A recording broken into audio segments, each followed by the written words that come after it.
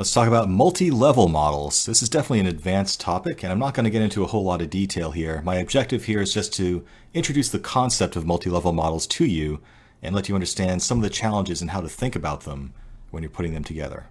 That's it. So the concept here is that some effects happen at various different levels in a hierarchy.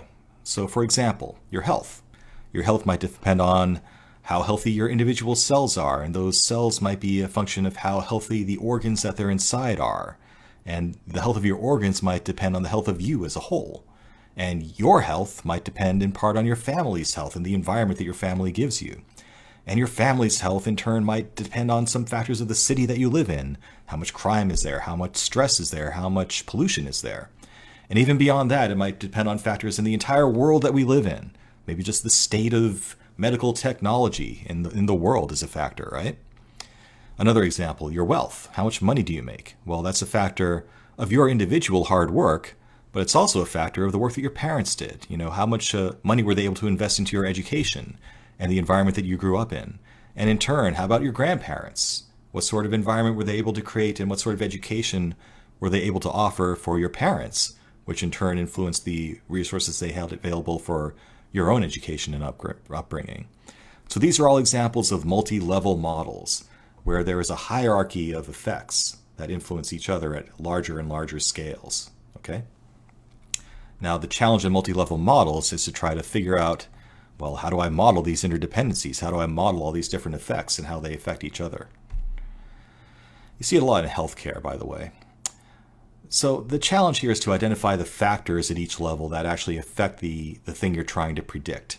So if I'm trying to predict overall, SAT scores, for example, well, I know that depends in part on the individual child that's taking the test, but what is it about the child that matters? Well, it might be the genetics. It might be,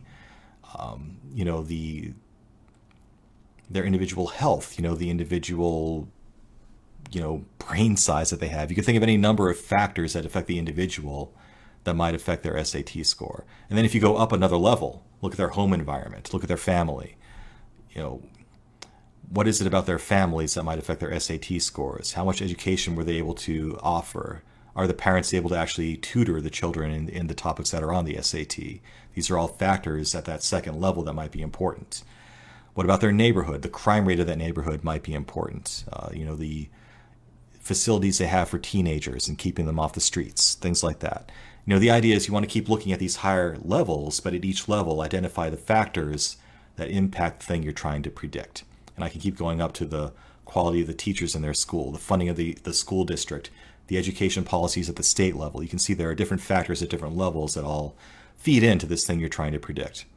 And some of these factors might exist at more than one level. So crime rate, for example, at the local and state levels.